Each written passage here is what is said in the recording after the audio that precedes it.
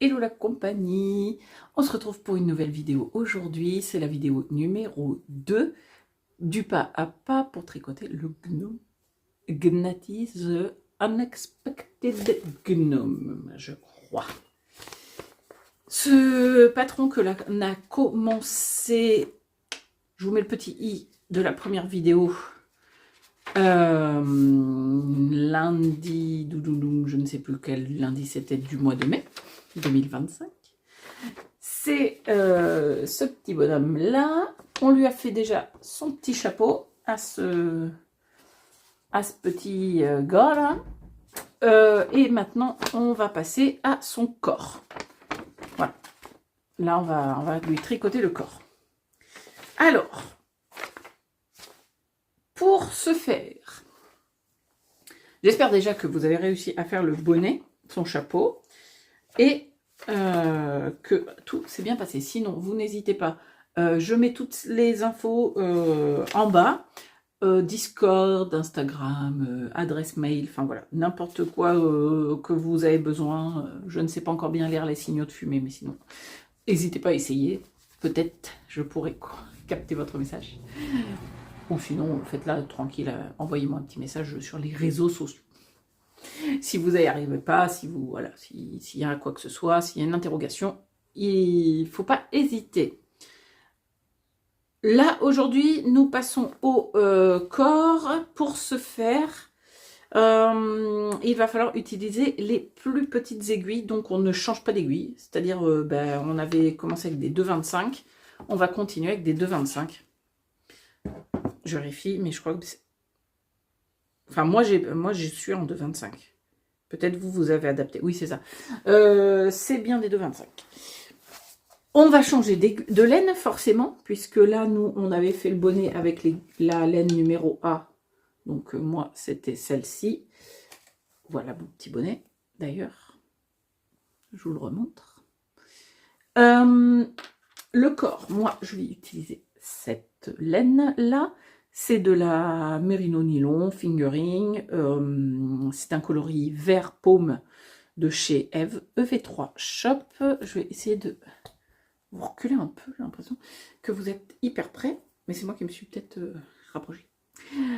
Du coup, moi, je vais utiliser ça. Mes aiguilles. Mince, je viens de poser mes aiguilles où? Incroyable. Là. Ici. Et pour ce faire... Alors, on va travailler sur le wrong side, donc le côté envers du tricot du chapeau. Et oui, rappelez-vous que nous avions mis un titano marqueur, donc c'était peut-être pas pour rien cette histoire. La question que je me pose, c'est est-ce que par hasard, je rentrerai pas mes fils d'abord? Avant de commencer, je vais rentrer mes fils. Ça va être un premier truc. Alors, qu'est-ce qu'on a dit? Pick up. Donc relever une maille dans chaque maille du premier rang des côtes. On commence à la maille de gauche du marqueur repositionnable et du coup il nous faut 48 mailles et l'on prend en plus et l'on remet après son marqueur. Joindre en rond, enfin oui, on va travailler en rond, il faut joindre la laine B. On place, oui, ouais, on place on tricote en droit sur 2 rangs, et après on fait, on fait un rang où on met des marqueurs. Voilà, donc... Pour commencer et être à l'aise, bon, moi ce fil là, celui qui est au coin de notre, quand on a rabattu nos mailles là, ici, après moi j'ai rentré le fil à l'intérieur du chapeau, vu que c'est un fil, vu que c'est un gnome, que l'on va ensuite rembourrer dedans avec des restes de laine, du coup moi celui-là, il me dérange pas, je le laisse dedans, parce que de toute façon, voilà, il n'a pas de raison d'être coupé. Et par contre, celui-là, je vais le rentrer à l'intérieur de mes côtes. Je vais le rentrer un maximum. Et je vais peut-être le couper, mais c'est simplement parce qu'il m'agace, en fait. il va m'agacer, il va se prendre dans mon tricot et ça va me saouler. Voyez-vous. Donc, simplement, eh ben, hop, on prend une petite aiguille. Hop, on passe l'aiguille dans le chat. Et après, quand c'est comme ça, je mets mon chapeau sur l'envers. Et je rentre mes mailles. Alors moi, ce que je fais quand c'est des côtes, quand c'est le fil, là, vous savez, du départ et que c'est des côtes, eh ben, je prends une des lignes de côte et je rentre mon fil à l'intérieur d'une des... Comment on appelle ça? D'un des V, d'une des branches du V, des mailles endroit. Hop, je trouve que c'est le plus facile pour rentrer le fil quand c'est du côté des côtes. Tac, tac, tac, tac, tac. Vous voyez? Hop. Je sais pas trop parce que vu que c'est très très foncé, j'ai rentré mon fil là. Non, il est où? Hop. Dans la ligne de côte là. Voilà. Des mailles en droit des côtes. Et du coup, comme je vous ai dit, on va casser ce fil. On va couper parce qu'il va me gêner. Il est beaucoup trop grand. Il va servir de toute façon de rembourrage, mais du coup, je vais le... Voilà. On tourne la caméra et on se retrouve pour relever les mailles. Voilà. Donc, on est là, avec notre marqueur repositionnable et le patron nous dit de pick up, donc relève une maille dans chaque maille. Et on commence avec la maille de gauche du marqueur repositionnable. Donc la maille de gauche, oui, c'est celle-là. Alors là, je vous assure qu'avec cette couleur, de laine, punaise, j'y vois rien. Ça va être excellent.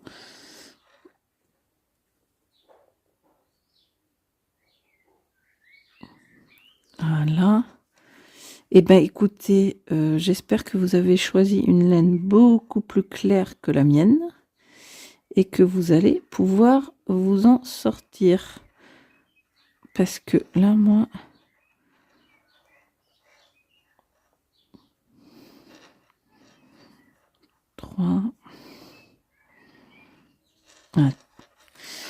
Ah oui, et puis alors, du coup, je descends vachement bas. Alors, je suis désolée, mais ça va être hyper compliqué de vous montrer parce que... Après, si c'est pas très clair, parce que moi, vraiment, c'est trop foncé, ma laine, je trouve qu'on voit rien, il y a un lien pour sur le patron. Picking up stitches, relevé de maille. Et là, vous cliquez là-dessus et peut-être que ça sera plus simple avec son exemple à elle. Voilà. Je vous laisse relever vos mailles. Moi, je vais faire ça à la lumière. Enfin, je vais mettre, je pense, à la lumière du jour dehors. Parce que là, moi, perso, à moins que je me trouve une lampe, je ne vois rien. Parce que, en fait, là, le problème, c'est qu'avec la caméra, si je voudrais voir, je peux pas être devant la caméra. Je vous laisse relever vos mailles avec le lien. Vous le retrouvez sur le patron.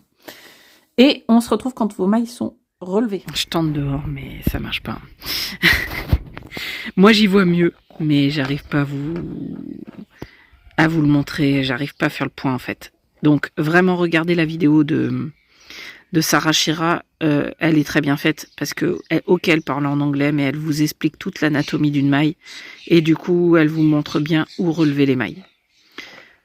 Je vous laisse le faire avec sa vidéo à elle, c'est beaucoup plus simple. Et nous, par contre, on se retrouve pour la suite, ça, il n'y a pas de problème. Voilà. Retour à l'intérieur pour moi parce que c'est fait, mais c'est vrai que, punaise, c'est pas facile. Hein. Moi, il me fallait vraiment... de la lumière sur cette laine verte très foncée. On enlève son marqueur qu'on avait placé pour... comment? Pour le repère. On enlève celui-là. Et après, on prend un marqueur qu'elle appelle de début de rang. Alors, moi, je vais changer. Je vais pas prendre un repositionnable, je vais prendre un autre. Alors, attendez, n'importe où. C'est un peu l'été quand même. On va prendre celui-là. J'ai pas le premier qui me met. Donc, maintenant qu'on a fait ça, on peut joindre notre laine. La laine B. Donc, on place un marqueur de début de rang. Et après, hop, tac, tac, tac, il est où mon... Bon, voilà, je prends par l'extérieur, c'est pas grave. On s'en fiche. Et après, ben, on fait... non, hop. Après, on knit all. Donc, on tricote toutes les mailles à l'endroit. Hop. Pour 2 rangs. Et où mon fil? Alors, hop, voilà. C'est parti. Après, bah, il suffit, pareil, soit en magic loop, soit en mini circulaire. Et vous êtes parti. Vous tournez en rond. Pendant 2 rangs. Après, une fois que ces 2 rangs-là seront faits, il y aura un rang, le rang numéro 3, où on va faire, on tricote 6 mailles, on place un marqueur, tricote 12 mailles, et ça on le fait 3 fois. Placer marqueur, tricote 12, placer marqueur, tricote 12, placer marqueur, tricote 12. On replace un marqueur, et on retravaille, et on tricote 6 mailles. Donc ça sur le rang 3. In this round. Donc, dans le rang qui suit, le marqueur de début de rang n'est pas un marqueur d'étape. Il y a vraiment le marqueur de début de rang qui va être identifié. Donc moi, ça sera, voilà, pareil, voilà mon petit marqueur, genre, comment on appelle ça? Mid-check, là. Et après, ce que je vais faire, c'est que je vais prendre, pour les marqueurs dits d'étape, là qu'on doit rajouter au rang 3, je vais prendre des marqueurs comme ça, marqueurs en poule. Comme ça, je différencie bien mon marqueur de début de rang de mes marqueurs d'étape. Ça, c'est... Moi, je sais que j'aime bien essayer d'identifier comme il faut mon marqueur de début de rang par rapport aux autres, quand on a de la dentelle sur du... Ou voilà, où on note des temps d'augmentation. Parce que là, ça va être ça, en fait. Elle nous fait placer des marqueurs pour pouvoir faire les augmentations sans avoir à recompter à chaque fois nos mailles. C'est à ça que serviront les marqueurs. Donc, je vous laisse faire le rang 1-2, que je suis en train de faire actuellement, là, moi, pendant que je vous parle. Le rang numéro 3, si vous... Voilà, vous savez compter hein, jusqu'à 6, jusqu'à 12, donc c'est pareil. Je vous laisse le faire. Et on se retrouve pour le rang numéro 4. Allez, à tout de suite. Alors, voilà. Qu'est-ce que je... Mince. Oui, j'ai perdu mon marqueur. Donc, mon marqueur de début de rang, puisque je sais à mon début de rang. Mes 6 mailles. J'ai placé mon marqueur, 12 mailles, placé mon marqueur, 12 mailles, placé mon marqueur, 12 mailles, placé mon marqueur, 6 mailles. Donc ça, c'est le rang 3 que nous venons de faire. Pour le rang 4, tricoter en droit, car, voilà, jusqu'à une maille avant le marqueur. Donc on tricote endroit, hop, jusqu'à une maille avant le marqueur. Et après, on va faire une augmentation. Ouais, hop, une maille avant mon marqueur. On va faire une augmentation puisque M1R, pour info, alors comment ils appellent en anglais? C'est comme nous un AIR, right, AID. Donc, comment elle le note, elle? Ouais, make, voilà, ça veut dire make one right. Et nous, en français, on dit AID, augmentation intercalaire droite. Donc, on insère l'aiguille gauche pour le droite, c'est toujours comme ça, de l'arrière vers l'avant, dans la maille en dessous, enfin, dans le fil en dessous, nanana, entre les nanana, et Et on tricote cette maille front loop, donc dans le brin avant. Alors, c'est dans les augmentations AID, AIG, donc, ou M1R, M1L, c'est toujours ça, la difficulté, c'est de se rappeler dans quel sens on insère notre aiguille et par quel brin on tricote notre maille. Donc là, le M1R, c'est, vous prenez cette aiguille, enfin non, d'ailleurs, vous prenez la gauche. Donc vous prenez cette aiguille, vous allez de l'arrière vers l'avant, ça vous fait, vous avez comme relevé une maille. Et après, en fait, la subtilité, elle n'est pas très compliquée à se rappeler, c'est que si vous tricotez en droit avec avec le brin arrière, là, comme on fait d'habitude une maille en droit, vous allez voir, ça fait un gros trou, on le voit bien. Donc ce qu'on veut pas, c'est de faire des trous, puisqu'on fait pas des jetés pour faire de la dentelle, on fait juste une augmentation. Donc on va aller tricoter le brin avant. Et là, on voit bien qu'on resserre notre maille et qu'on fait pas de trou.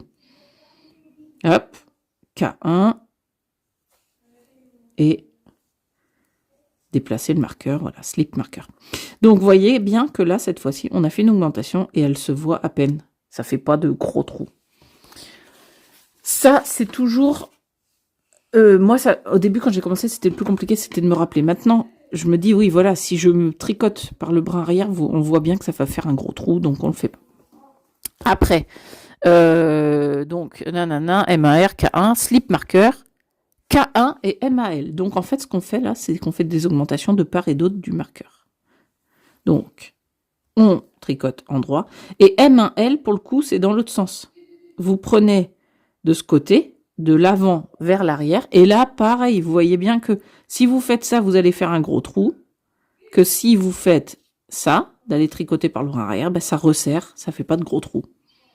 Voilà. Et là, on a fait, pareil, une augmentation. Et après, qu'est-ce qu'elle nous dit? Et on fait ça 4 times, donc 4 fois. Donc, on tricote jusqu'à une maille du marqueur. Allez, on le refait une deuxième fois. Et après, vous aurez compris. Donc, on tricote jusqu'à une maille du marqueur. Hop. Top, tank, tank. On est où? Voilà. M1R. Donc, M1R. On va de l'arrière vers l'avant. On tricote par le brin avant. Hop. K1. Slip. Et slip marqueur. K1. M1L, donc de l'avant vers l'arrière. Et là, pour le coup, on tricote le brin arrière. Et on continue, on le refait. Voilà. Et après, on tricote en droit jusqu'à la fin du rang. Ça nous fera 8 mailles d'incrusté. Le rang 5, on tricote tout à l'endroit. Le rang 6, même topo. On travaille, on tricote jusqu'à la maille avant le marqueur, M1R, K1, slip marqueur, K1, M1L, 4 fois, et 1. Le rang 7 et 8, on tricote tout à l'endroit. Donc 2 rangs là. Le rang 9, on répète les rangs 6 à 8 4 fois. Ça nous fait 12 rangs. Donc là, après, il suffit... Je ne vais pas tous vous les faire un par un parce que sinon la vidéo va faire 2 heures. Et c'est pour vraiment l'idée, voire 3 ou 4 heures même. Là, l'idée maintenant, c'est de faire attention. Quand vous savez, bah vous comptez, enfin vous regardez, vous mettez des bâtons à côté. Vous voyez, moi je fais ça, bâton, ou vous écrivez, enfin vous avez un compte-rang ou je ne sais quoi. Et là, vous n'avez plus qu'à suivre les consignes. Et arrive la différence, ça va être là, au rang 35, puisque là, on commence à parler de SSK et de K2 Together, ce qui sera là pour le coup des diminutions. Donc, ce que je vais vous laisser faire, c'est finir votre rang 4 là, parce qu'on ne l'a pas fini. Tricoter jusqu'au rang 34, et nous on se retrouve pour le rang 35. À tout le souhait. Ça filme? Oui. Petit cake à bien diminuer. et petit corps bien augmenté. Je vous retrouve là, après avoir, est-ce qu'on va bien voir, hop, tricoté nos augmentations. On a fait plusieurs, voilà, lignes d'augmentation. Et, attendez, où c'est que je peux vous le montrer? Et après, on a nos 14 rangs de jersey endroit, ce qui fait que notre bonhomme a pris de l'embonpoint. Là, comme ça, je défie quiconque qui ne sait pas ce qu'on tricote de comprendre ce qu'on tricote. Hein. Je pense que c'est pas très clair. Donc, on va commencer les diminutions. Attendez, je reviens. Donc, voilà. Je ne sais plus où j'en étais. Ah si, je parlais qu'on allait faire les diminutions. Ça y est. Donc, on va faire un rang de diminution, un rang endroit, 6 rangs où on va faire des diminutions, un rang de diminution et des rangs de diminution drastiques. Ok. Alors, en fait, je compte. Donc là, on va être au rang 35 et on va finir au rang 50. C'est parce que du coup, ma question, c'est quand est-ce qu'on va rembourrer? Si on attend le rang 50, on ne pourra pas rentrer notre rembourrage. Donc, il faut qu'on rembourre avant. Est-ce qu'elle le met?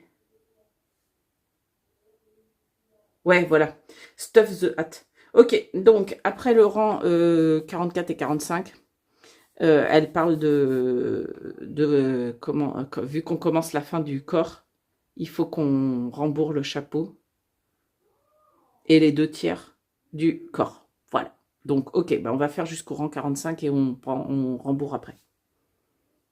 Donc, après mes 14 rangs, là, moi, de jersey, j'ai le rang 35. Donc, hop, le rang 35, ça va faire du bien de diminuer un peu parce que là, ça devenait bien plein sur les aiguilles. Donc, K2, 3 stitches before le marqueur. Donc, K, c'est, vous rappelez bien, des mailles en droit jusqu'à 3 mailles avant le marqueur. Donc, hop, on tricote. Eh bien, j'arrive pas à prendre mon fil. On tricote en droit jusqu'à 3 mailles. 1, 2, 3. Donc, il me reste encore 2 à faire. Et SSKM. Ah oui, c'est le fameux SSKM qu'on avait vu sur la première vidéo. Je vous avais dit qu'elle fait des SSK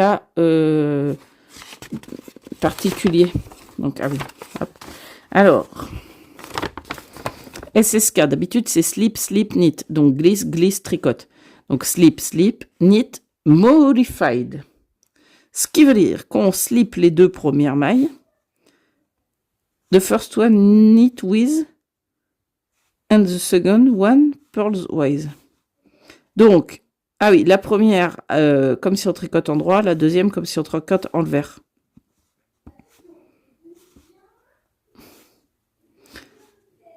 Ok, donc vous savez quoi? Attendez, pour être sûr de mon coup, je mets pause et je vais mettre traduction.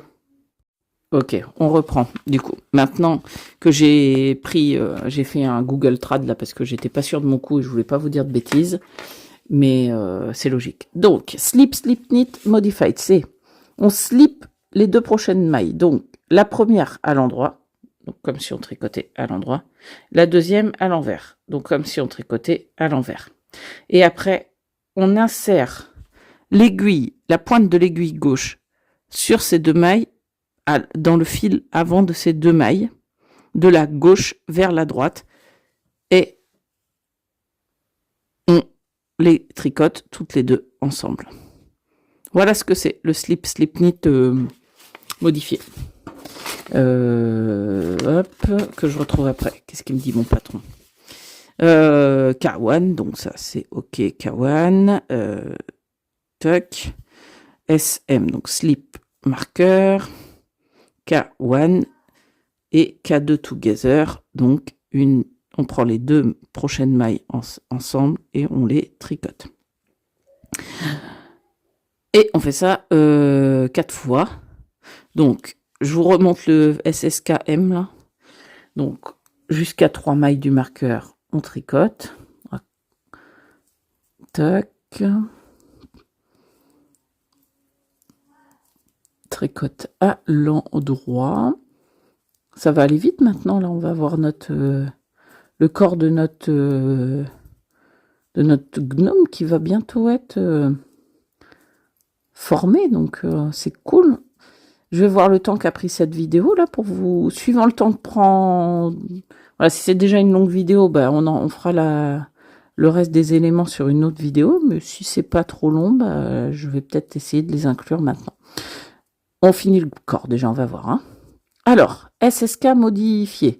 Donc, on glisse la première à l'endroit, la deuxième à l'envers. On passe notre aiguille de gauche dans les 2 premières mailles par le fil avant. Et on tricote. Voilà. Et ben du coup, je vous laisse terminer votre rang. On fait, ouais, voilà, K1 et on fait K2 together classique. Voilà. Et ça fait plein de diminutions. Donc moi, je vous laisse finir votre rang 35 comme ça.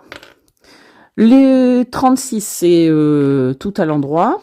Le 37, du 37 au 42, on répète les rangs 35 et 36 3 fois de plus. Enfin, 3 fois. Le rang 43, qu'est-ce qu'on fait?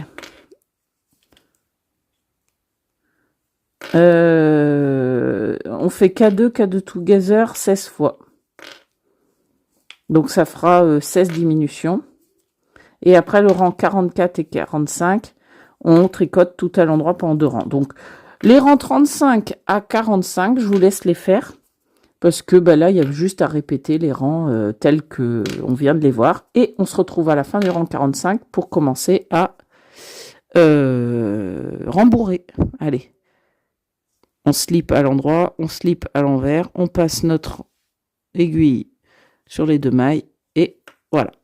Allez, je vous laisse jusqu'à la fin du rang 45. À tout de suite. Ok. Je n'ai plus trop de voix, j'ai la voix cassée, mais on va continuer.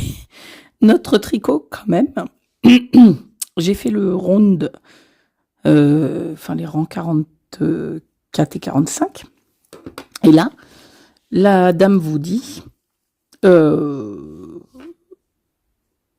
peut commencer à rembourrer avec de la ouate. Alors moi, je ne vais pas rembourrer avec de la ouate, vous le savez, je vous l'avais déjà dit. Je vais rembourrer avec des fils. J'ai bien peur j'en ai de pas en avoir assez, donc on va tenter, on va essayer, on va voir ce que ça donne. Sachant que j'ai ça aussi. Voilà. Donc on rembourre le hat, le chapeau, et à peu près 2/3 du corps avec de la ouate cotonneuse. Elle vous explique là aussi, là, dans ce petit carré, là, de ce petit encart, que elle préfère faire comme des, comment elle marque, je me rappelle plus, des tranches de crêpes, en fait, plutôt que des tas de pommes. Ça m'a fait rire. Elle préfère jeter des des piles de crêpes, voilà, pas des piles de crêpes plutôt que des tas de pommes. Alors, ce qu'elle veut dire par là, c'est qu'il ne faut pas faire des grumeaux, quoi. Faut rembourrer en faisant du assez, comment dire, homogénéiquement, de façon homogène. Donc, moi déjà, vous voyez, je vais aller écarter mes 2 doigts là que je mets dedans pour bien aller dans les petits coins. Moi, je bourre pas trop en fait. Hein. Il faut juste que mon chapeau, il faut pas qu'il soit comme ça là, une grosse patate. Hop, voilà. Là, je suis bien contente de mon épaisseur de chapeau.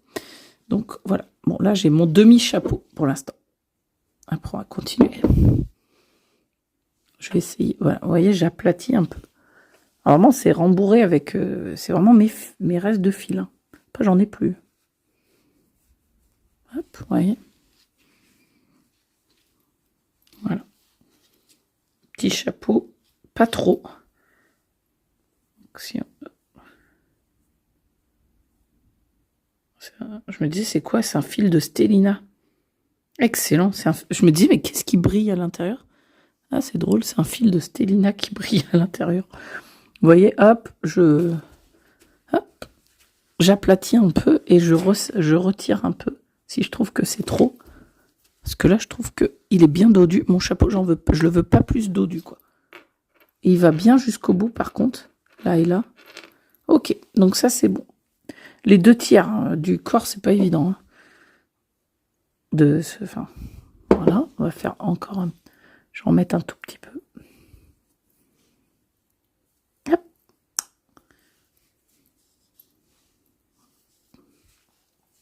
Alors là, par contre, le corps, on va le tasser. Enfin, tasser. On va y aller un petit peu plus. Parce que pour le coup, je voudrais que le corps, ça soit un petit rond, quoi. Que ça fasse un petit rond. Donc, hop. Je vais mettre toute ma... Voilà. Et passer là. Vous voyez, vous... Hop. Enfin, moi, je fais comme ça. Hein. Après, faites bien comme vous voulez aussi, parce que... Hop. Je vais peut-être avoir assez, mais ça va être shorta. C'est pas grave, j'ai des... j'ai 3 projets où j'ai des fils à rentrer. Ok, bon. Une idée. Hop. Hop. Voilà. Ok. Donc après, on va garder notre corps comme ça et on va faire le rang 46. K1, K2 together. Donc bon, moi j'ai fait déjà le 1. K2 together, ça veut dire, comment on appelle ça? 2 mailles ensemble, vous savez maintenant, depuis le début du patron. Et on fait le rang 46 sans faire tomber son rembourrage. Donc, je vous laisse faire votre rang 46, je vous retrouve à la fin. Non, 46, pardon, 47, 48, où vous tricotez tout à l'endroit. Et le 49, c'est K2 together tout le temps. Donc, je vous retrouve après avoir fait ces 1, 2, 3, 4 rangs. Et on va finir notre rembourrage, continuer notre rembourrage, faire le rang 50 et terminer. Allez, à tout de suite. Donc, là, nous voilà arrivés à avoir bien réduit le nombre de mailles. Et du coup, il faut continuer à à rembourrer.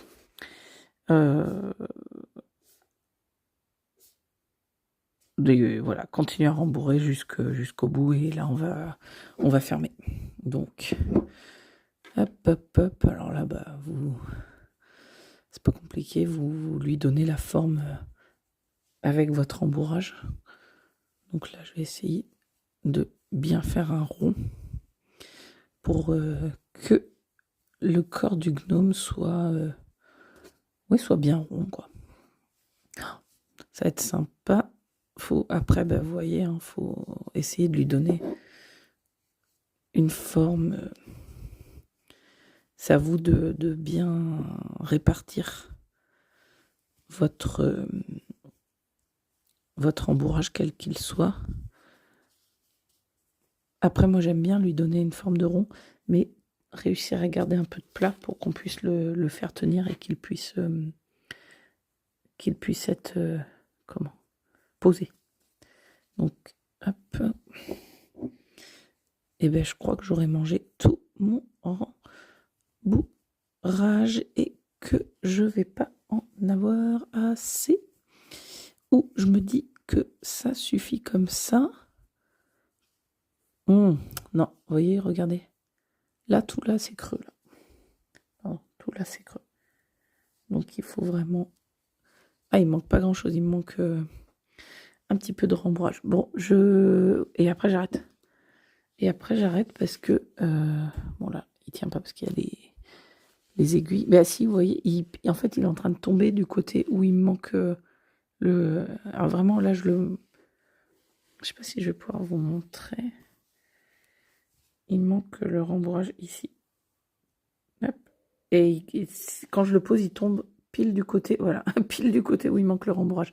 Donc, vous voyez, je vais rentrer les fils d'un de mes projets.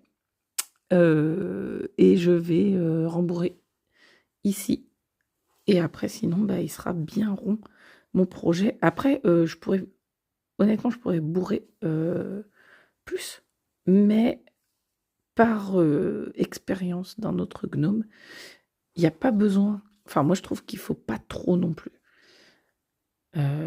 Parce que l'autre gnome, j'ai eu tendance à le blinder un peu trop et c'est pas terrible. Donc, ça sera bien. Je vais juste combler ce trou-là, comme ça. Ici. Et ça sera bon. Et après, je vous laisse faire... hop là. Après, je vous laisse faire le rang 50. Bah, c'est vraiment... on fait des 2 mailles ensemble, 2 mailles ensemble, 2 mailles ensemble 8 fois. Il nous reste 8 mailles. On coupe la laine. Et après, on va passer dans toutes les mailles. Et on va fermer comme un bonnet, en fait. Je veux vous le faire ça après. Je vous retrouve, moi, je vais rentrer les fils d'un de mes projets pour pouvoir avoir du rembourrage. Et je vous retrouve pour fermer le rond. Vous finissez votre rembourrage, vous faites votre rang 50 et on se retrouve là. Et nous revoilà avec notre gnome totalement fermé, les diminutions totalement effectuées. Et là, on nous dit, donc, cut yarn, on coupe donc notre laine, on prend une aiguille telle que pour rentrer nos fils par exemple. Hop. Et on va passer notre laine, notre fil dans toutes les mailles. Alors, tac, tac, tac, on va passer comme ça. Hop. Donc. Hop, on va transférer.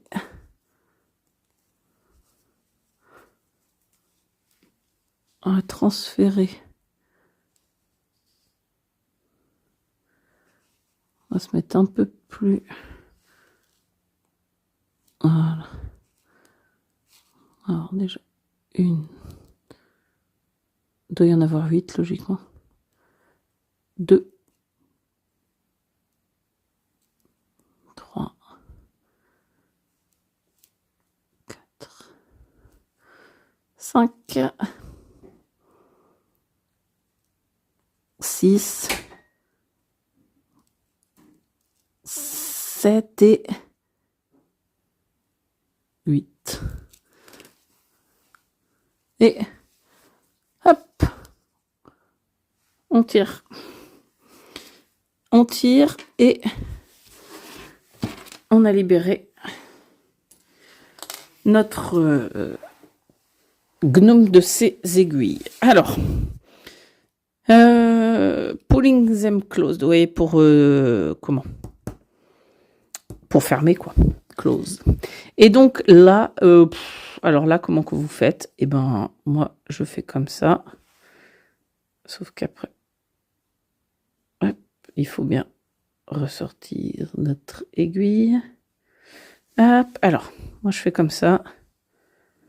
Je tire là. Et après, je coupe à la base. Ou alors, on repasse. Et beaucoup plus loin après. Et vous voyez, on peut refaire ça plusieurs fois sans créer de trous jusqu'à ce qu'on n'ait plus de fil. Voilà, il y a plein de solutions. En fait, ça moi, j'ai pas franchement, j'ai jamais appris en termes, comment on appelle ça, professionnel. Je rentre plusieurs fois et après, vu qu'après, ce gnome, de toute façon, moi, enfin voilà, il va rester comme ça. Vous voyez, si on... Hop, il tient, quoi, donc... je vais pas le bloquer, enfin, je vais pas... Voilà. Tadam! Et puis ce petit bout, et ben, tant qu'à faire, hop, il commence mon bocal à reste de fil. Voilà. Donc on a un petit chapeau bien rembourré, bien dodu, un corps tout rond, égnati et bien en forme. Alors, bien évidemment, après, il faut quand même continuer. Hein, il n'est pas terminé, il est un peu tout nu là. Donc il faudra qu'on fasse le nez. Puis après le nez, il faudra qu'on fasse la barbe, puis les bras. Et après, ah oui, vous voyez,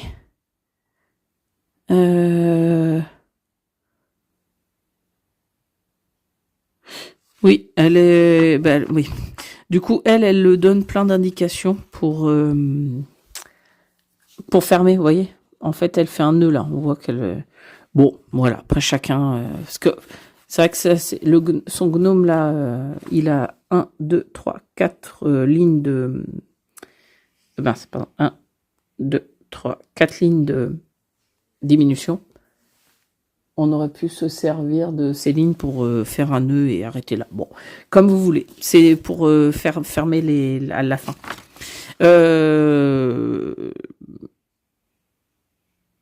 Et après, qu'est-ce qu'elle met là pour coudre sur la barbe? Ok. Bon. Moi, ça fonctionne toujours. Hein. Les 2 gnomes que j'ai fait, je les bouge souvent pourtant, et malgré que j'ai rentré le fil comme ça marche. Donc, c'est assez sécure quand même. Hein. Voilà.